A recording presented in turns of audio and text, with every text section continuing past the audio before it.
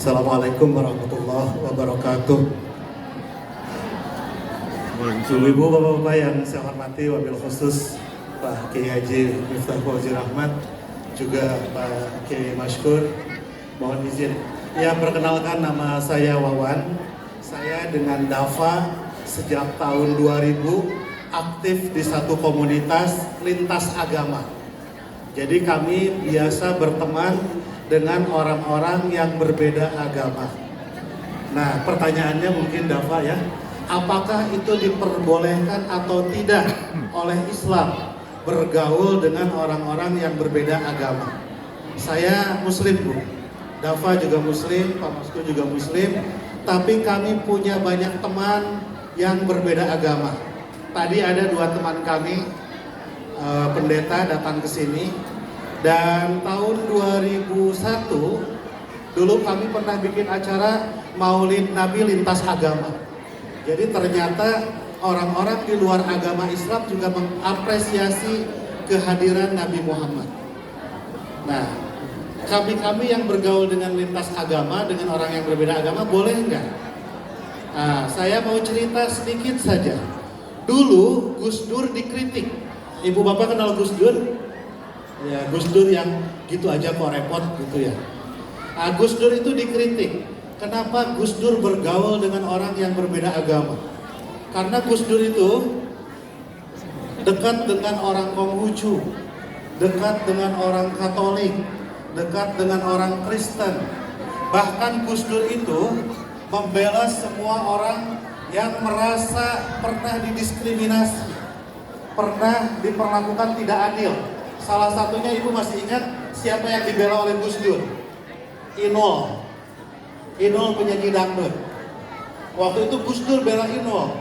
Dan karena Gus Dur membela Inul, Gus Dur dimarahi oleh ustadz-ustadz. Gus, kenapa sampai bela Inul? Gus Dur bilang, memangnya Inul kenapa?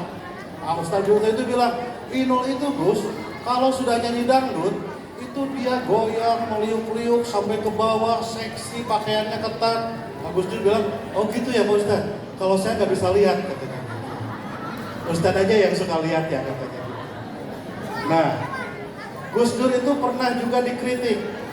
Pernyataan-pernyataan Gus Dur itu sering membuat orang kebakaran jenggot. Itu kebetulan teman saya yang mengkritiknya. Gus Dur kalau bicara harus hati-hati ya, karena pembicaraan Gus Dur itu sering bikin orang kebakaran jenggot. Gus Dur jawabnya begini, itu pasti orangnya miara jenggot ya. Makanya kebakar. Nah, orang yang tidak berjenggot seperti saya dan Dafa tidak pernah kebakaran jenggot. Nah, Gus Dur itu dikritik, Bu. Kenapa Gus Dur dekat dengan orang-orang non-muslim? Gus Dur mengutip ayat pendek sekali.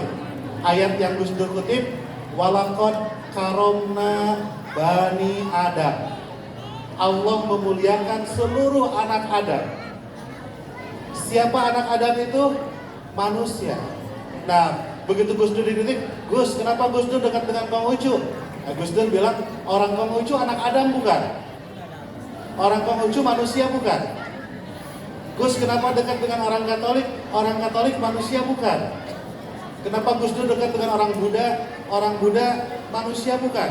Nah, kata Gus Dur di ayat itu, walaqad karomna bani Adam. Allah memuliakan seluruh anak Adam. Tapi dia kan Katolik, dia Kristen, dia Hindu, dia Buddha. Nah, kita punya ayat selanjutnya, lakum dinukum waliyadin. Bagi saya ada agama saya, bagi kamu ada agama kamu. Nah, jadi Islam sudah menggariskan, boleh dalam pergaulan, tapi dalam masalah agama kan sudah punya pegangan masing-masing. Gitu Dafa ya. Itu yang membuat kenapa Dafa, Pak Maskur, saya aktif di kegiatan lintas agama. Karena Nabi juga berinteraksi dengan orang Kristen, Pak Kiai. Waktu pertama kali Nabi menerima wahyu, Nabi menggigil dan minta diyakinkan. Siti Khadijah ngajak ke pamannya Siti Khadijah, namanya Warokoh bin Naufal, itu pendeta. Waktu Nabi ikut berdagang ke negeri Syam, kemudian oleh Abu Thalib, Di Syam ada orang yang melihat, oh ini calon nabi, itu juga pendeta Bukhairah.